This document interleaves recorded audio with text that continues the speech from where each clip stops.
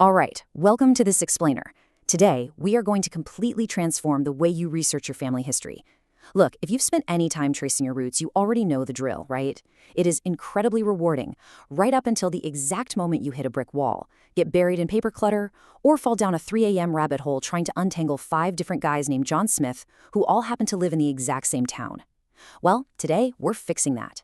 We are organizing 20 powerful genealogy hacks into a definitive masterclass. The goal? To move you past those super frustrating dead ends and turn you into a highly efficient historical detective. Let's get into it. Okay, so here's our roadmap. We're breaking these tactics down into 4 distinct phases: smarter searches and organization, unlocking hidden paper trails, tracking down missing ancestors, and finally expanding your research web. Phase 1. Smarter searches and organization. We're starting here because, let's be honest, a disorganized family tree very quickly becomes an overwhelming one. So let's jump to our very first hack, which is an absolute game changer: building a foolproof visual system. We're going to implement a strict 4-color sorting system for your digital folders and your paper files, based entirely on your 4 grandparent lines. It goes like this: paternal grandfather is blue, paternal grandmother is green, maternal grandfather is red, and maternal grandmother is yellow. As your tree grows vertically, it is just so easy to lose track of how everyone connects. But applying this exact color scheme directly to your fan charts in your modern family tree software, it lets you instantly spot anomalies and keeps your research totally clutter-free. And having that organization is exactly why you need to stop typing common names into databases and just hoping for the best. I mean, if your ancestor had a common name like John Smith, searching for them in historical newspapers is literally a nightmare. Instead, try searching for their street address, their farm name, or a distinct local business they owned. If you search an address like 412 Elm Street in a local paper, it's going to pull up obituaries, party notices, property sales, and even accident reports that are specifically tied to that house, and by extension, your family. To really supercharge those queries, you also need to force search engines to work for you by mastering 3 basic Google search operators. First, use quotes to group exact words together. So searching Abner Wakefield in quotes prevents Google from showing you every random Abner and every random Wakefield on separate pages. Second, use wildcards. That's an asterisk to account for unknown middle names or weird spelling variations. A search for John Star Kennedy is going to catch John Fitzgerald Kennedy, John F. Kennedy, or John Francis Kennedy. And finally, use the minus sign to subtract all that irrelevant noise. Say you're looking for an ancestor named George Washington, but obviously not the president. Just search George Washington minus president. Okay, so the absolute crucial point before we move on to the next phase is to log your negative results too. Most researchers only write down what they actually find, which is a massive trap. You've got to keep a strict research log documenting every search you do. Include the date, the database, the exact keywords you used, and, this is key, explicitly note when searches yield 0 results. This one simple habit will save you from wasting hours searching the exact same database 5 times over the next few years. Phase 2. Unlocking hidden paper trails. Now that we are hyper-organized, let's crack open those records that simply will not show up in a basic digital search. Get ready for a staggering fact. Up to 70% of records on massive sites like Family Search are browse-only unindexed images. 70%. That means if you type a name into a search bar and nothing comes up, you are likely missing out on the vast majority of the data. You will literally have to navigate to the site's catalog or images section, look up the specific county and year, and manually flip through the digitized books page by page, just like old-school microfilm. I promise you, the best new discoveries are almost always hiding in these unindexed pages. Now, when you do finally find indexed records, you need to know how to read the hidden codes. For example, in the 1940 census, look closely for a small circled X next to a name. That tiny mark indicates the exact person in the household who provided the answers to the census taker, so you know exactly whose memory or bias you're actually reading. For the 1950 census, always check the sample lines at the bottom of the page. Extra highly valuable questions about income, military service, and parents' birthplaces were asked specifically for the individuals who landed on those lines.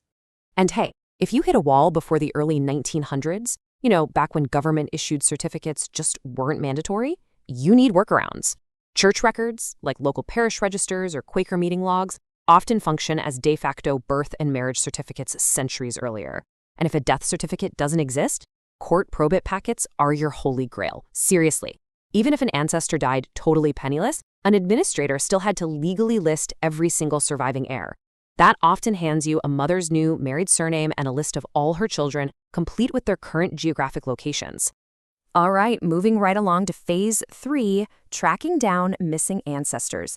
Let's look at exactly how to find folks when they seem to just vanish into thin air. First step, we have to talk about the moving without moving paradox.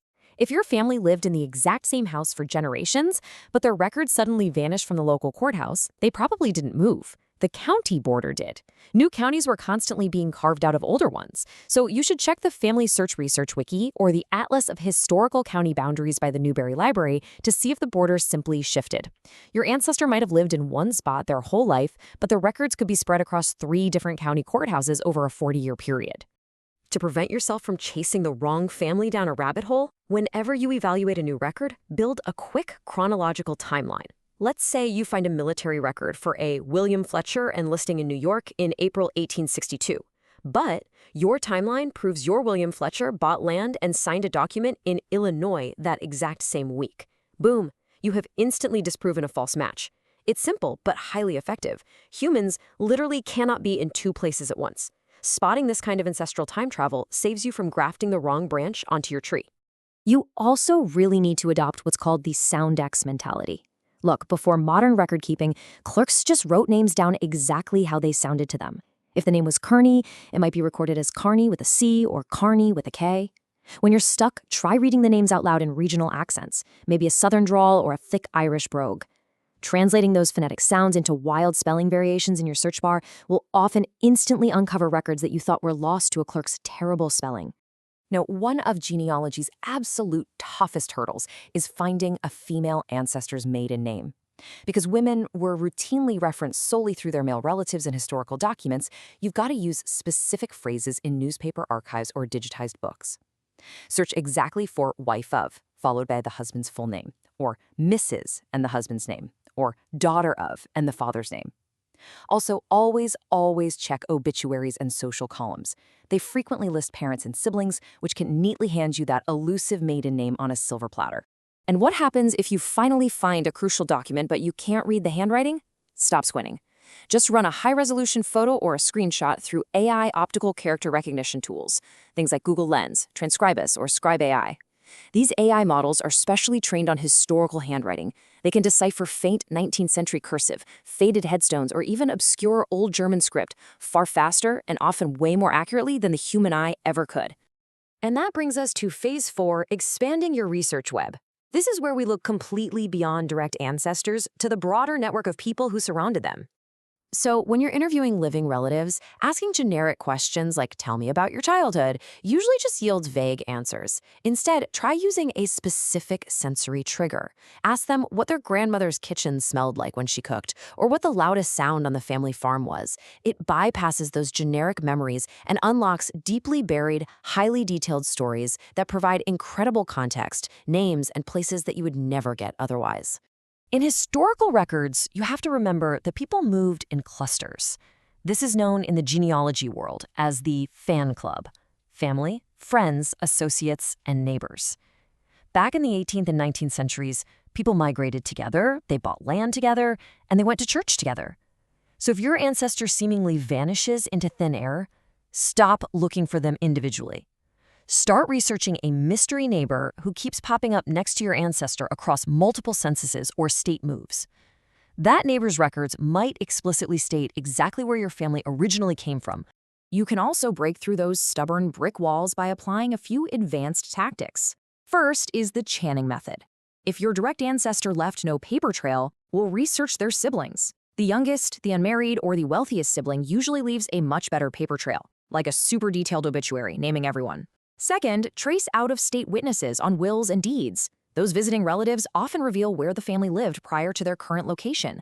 Third, try reverse DNA matching. Instead of looking backward, trace a third cousin's tree forward to the present day to isolate common surnames among shared matches. And finally, do map audits. Compare historical plat maps, which literally printed landowner names right on the plots, with modern satellite views to pinpoint exactly where your family farmed or where old family cemeteries might be hiding today. So by combining smarter searches, embracing hidden records, tracking migrations, and expanding your focus to the wider community, you can absolutely shatter those brick walls. The only question now is, what massive family secret is currently sitting quietly in an unindexed file, just waiting for you to finally find it? Happy hunting out there!